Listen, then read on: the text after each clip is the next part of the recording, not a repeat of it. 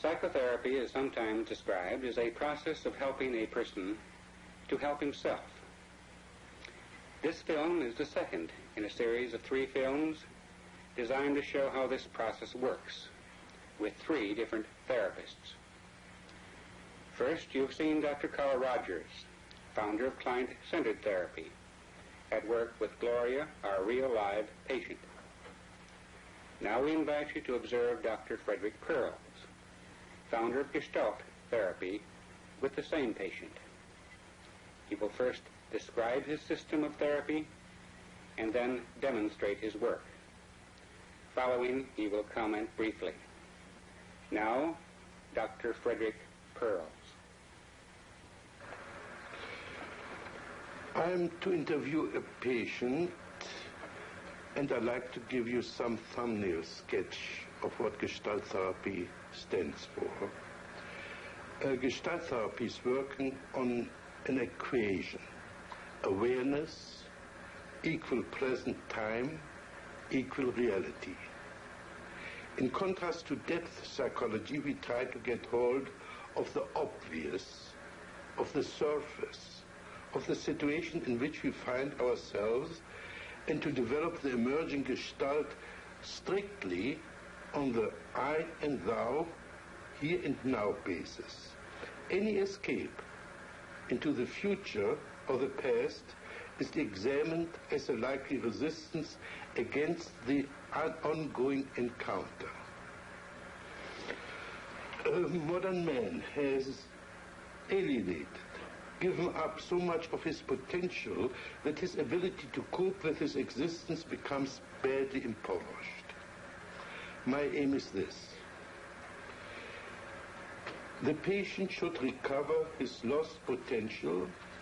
He should integrate the conflicting polarities, understand the difference between game playing, especially the playing of verbal games, on the one hand, and of genuine, authentic, confident behavior on the other. The civil war of inner conflicts weakens the efficiency and comfort of the patient, but every bit of integration will strengthen it. Now, in the safe emergency of the therapeutic situation, I repeat, in the safe emergency of the therapeutic situation, the patient begins to take risks and to transform his energies from manipulating the environment for support into developing greater self-support, that is, reliance on his own resources. This process is called maturation. Once the patient has learned to stand on his own feet, emotionally, intellectually, and economically, his need for therapy will collapse. He will wake up from the nightmare of his existence. The basic technique is this: not to explain things to the patient, but to provide the patient with opportunities to understand and to discover himself. For this purpose, I manipulate and frustrate the patient in such a way that he's confronting himself. In this process, he identifies with his lost potential, for instance, through assimilating his projections by acting out the alien parts of himself. Principally, I consider any interpretation to be a therapeutic mistake, as this would imply that the therapist understands the patient better than the patient himself, takes away from the patient the chance of discovering himself by himself, and prevents him from finding out his own values and style. On the other hand, I disregard most of the content of what the patient says and concentrate most on the non-verbal level, as this is the only one which is less subject to self-deception than his verbal pseudo-self-expression. On the non-verbal level, the relevant Gestalt will always emerge and can be dealt with in the here and now.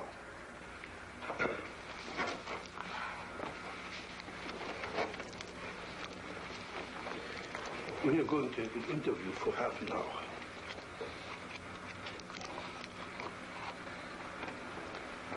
Right away, I'm scared. You say you're scared, but you're smiling. I don't understand how one can be scared and smile at the same time. And I'm also suspicious of you. I think you understand very well. I think you know that when I get scared, I laugh or I kid to cover up.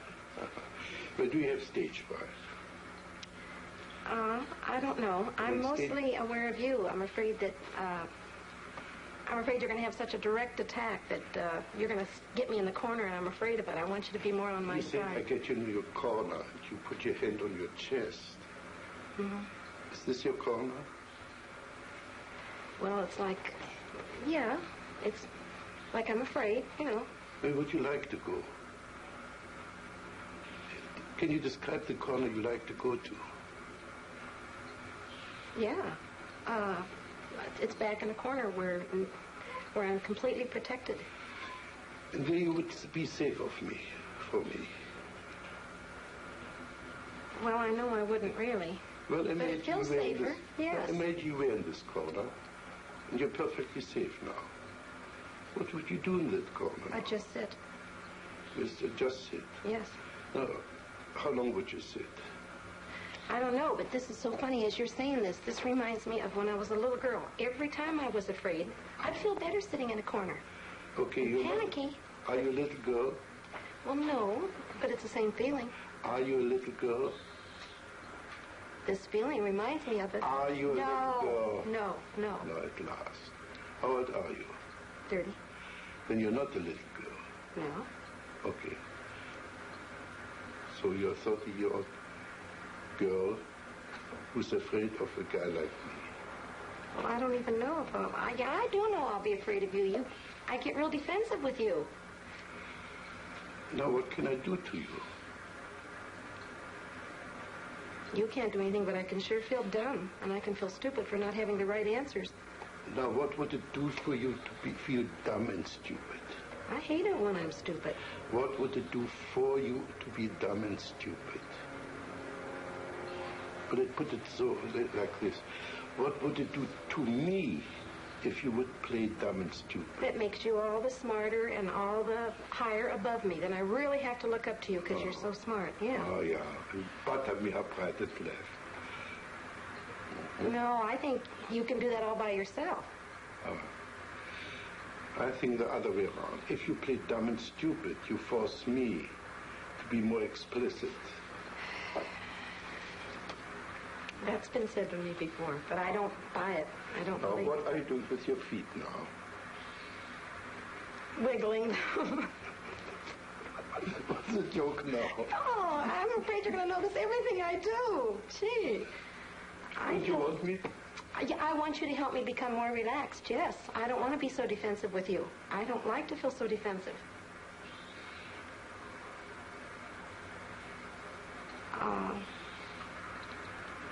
You're acting like you're treating me as if I'm stronger than I am, and I want you to protect me more and be nicer to me. Are you aware of your smile? You don't believe a word what you say. I do too, but I know you're going to pick on me for it. Sure, you're bluff, you're phony. Do you believe, you're meaning that seriously? Yeah. If you say you're afraid and you laugh and you giggle and you squirm, it's phony.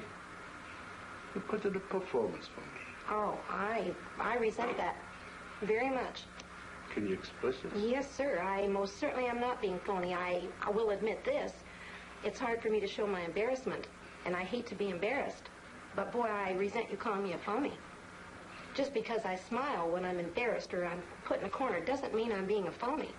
Wonderful. Thank you. You didn't smile for the last minute. Well, I'm mad at you. That's right. You didn't have to cover up your anger with your smile. Now, in that moment, in that minute, you were not a phony. Well, at that minute, I was mad, though. I wasn't embarrassed. In other words, when you're mad, you're not a phony. I still resent that. I'm not a phony when I'm nervous. Again. I want to get mad at you. You know what I'd like to do? I want you on my level, so I can pick on you just as much as you're picking on me. Okay, pick on me.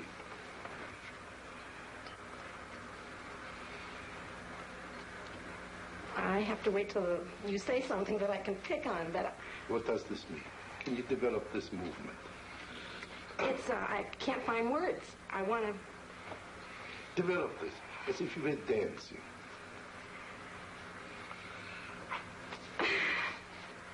I want to start all over again with you.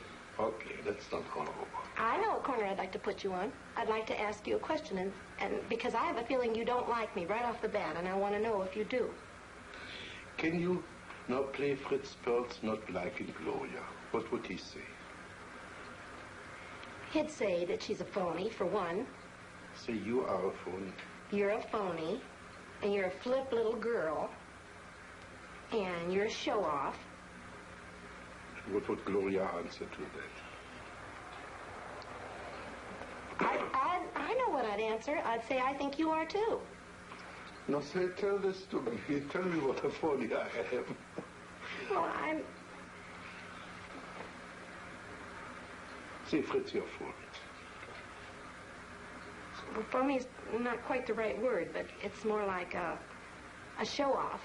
A show-off. Like you know all the answers. Yeah. And I want you to be more human, and that doesn't seem very human to me. To know all the answers is not very human. Yeah, to right away find out how I'm kicking my feet, and why am I doing like this? Why are you doing like that? Oh, dear, I've got eyes. I can see you're kicking your feet. I don't need a scientific computer to see that you're kicking your feet. What's big about that? You don't need to be wise to see that you're kicking your feet. I know, but it seems like you're trying to find some reason for it. I don't. It's your imagination. Okay, I know what I'd like from you. Can I tell you what I'd like from you? Yeah. I'd like you to be aware that I'm kicking my feet, and to be aware that I'm giggling when I'm really nervous, and accept it instead of putting me on the defensive, having to explain it. I don't want to have to explain why I'm doing these things. Did I ask you to explain it? You said, why am I, or what am I doing? No. Well, what am I doing, you said. That's right, kicking your feet. I didn't ask you to explain it. It's your imagination. That's not this Fritz, it's the Fritz of your imagination. It's a big difference.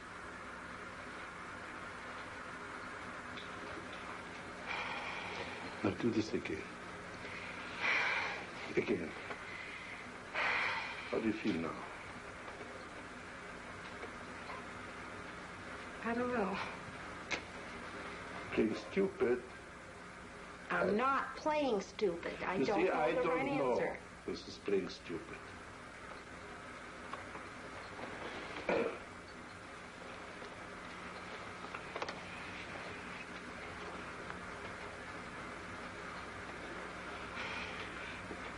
You did something with your hair there.